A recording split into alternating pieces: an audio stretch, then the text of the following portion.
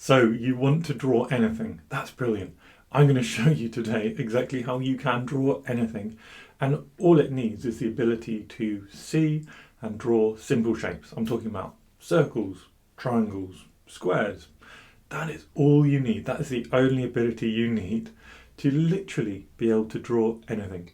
So let's see what happens. Let's see the simple process that you can learn today to start drawing, sketching anything. Now, before we start with our shapes and getting the vision of an artist by finding those shapes in our scenes, we need to warm up. So pick up your pen, focus on how you're holding it. Don't hold it with a tight writer's grip. Have it loose and just fill a little page, perhaps a half letter size page or a postcard, with scribbles and doodles. Get the ink flowing and work on your consistent and gentle lines, because having that consistency and that gentle line work at the beginning of your sketching session will really help you feel confident and help you adapt and learn as you move forward without making those irredeemable and scary mistakes that bold lines can lend themselves to. So firstly, don't forget to warm up, just 1 or 2 minutes, scribbling, doodling, playing with your pen. Now we need to start finding our shapes. The idea here is that anything, everything can be broken down into shapes. Take a bird, for example. A robin might be a circle for a head, a circle for the body, and a rectangle for the wings. It doesn't look like much until we draw around them, and we've got ourselves a pretty convincing robin. And that's a really simple idea. Similarly, a person might be a circle for the head, a triangle for the body, and an upside down triangle for the legs. We can obviously build on this, but simple shapes will be that starting structure for all of your sketches. Once you've found the big shapes, you can look at the smaller shapes. Perhaps a house has some small rectangles inside it. Those are going to form windows. Inside those rectangles are other rectangles, and now, without thinking about it, you've drawn the window frames, or even the bricks of the house if you're going to go down and down and keep layering up your shapes and making them smaller and smaller. The key is to start, especially as a beginner, by identifying those big shapes. Now, for some subjects like animals or people, those shapes can be less obvious. You know, if you look at a house, you see a series of squares. It's literally made of bricks. For animals and people, sometimes the shapes are more fluid, so we can find other ways of helping us deal with that. Here, for example, you can see the box method for finding the shapes of a dog. We can split a dog actually up into simple squares, and a human, similarly, can be split into a simple mannequin of 2D shapes. Now, if you want to work more on these concepts and looking at big shapes and structure and how to simplify, check out my courses on sketchloose.co.uk, including my free course, which is linked down below, 10 days of sketching, where I take you through these ideas, how to practically work on them and develop even further. Without further ado though, by now you have the big shapes of your scene or your subject on your page. And what we need to do next is refine them. As you progress and become more confident, what you'll do is you'll naturally refine your shapes as you draw. So you won't need to do multiple drawings. It will just happen. You'll be thinking about these things automatically. To start with though, if you're a beginner, what I'd suggest is doing your big shapes as little thumbnail sketches, producing a few little thumbnail sketches, which you can then reference when you're building your finished sketch.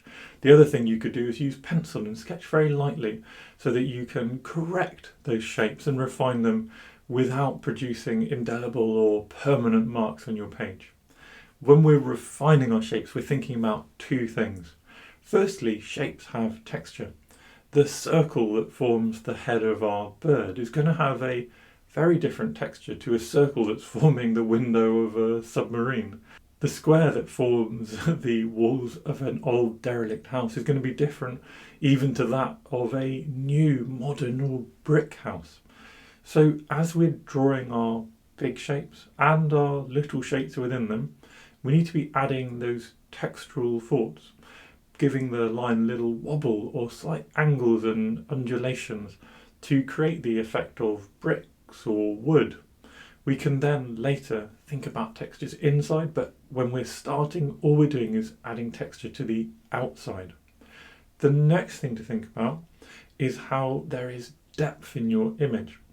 Take this rather boring image. There's lots of fruit on this page and you can't tell if one is in front of the other or not. The reason is all of the lines are flat. They're all exactly the same. There is no variation in the weight of a line. Instantly, if we add more weight, more boldness to some of the lines, the fruit which are bold jump forward. And this works in more complicated scenes as well. We can make people more bold and they'll appear closer to us. We can make buildings more bold and they'll appear closer to us. So affecting the weight of your lines, making them bolder or lighter as you're doing your shapes, will add a lot of depth to your image, a lot of interest, which goes beyond simple shapes and adds something extra to your scene. Next comes light and shadow. Light and shadow are the final part of our recipe, where shapes, these simple 2D shapes, circles and squares, suddenly become spheres and cubes. That is, they become 3D. You can practice adding shape and shadow to your simple 2D geometric shapes through hatching. So if we draw some circles and squares and we literally practice doing some scribbly hatching, you'll find that you can develop different sources of light and a different sense of a 3D feel. Hatching is really important to practice.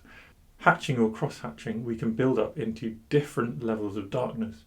Even having 4 or 5 levels of darkness will enable you to create a very realistic scene. It doesn't need to be more complex than that, especially not as a beginner.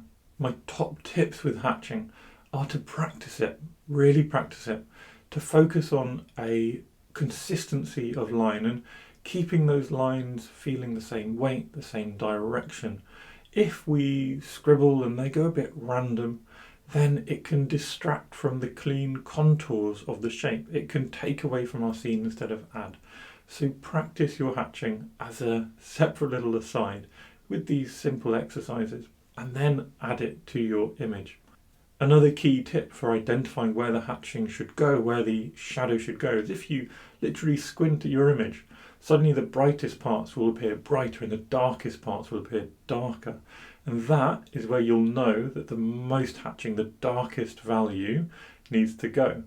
And through that, through building up and enhancing the contrast in your scene, suddenly your simple shapes will come to life. And now what you have is a full subject, a full image of anything. So we're already there. You can already now draw anything using just really simple shapes. The last, final, most exciting step of the puzzle is now that you can draw anything, start applying your style to it. Start experimenting and breaking the rules.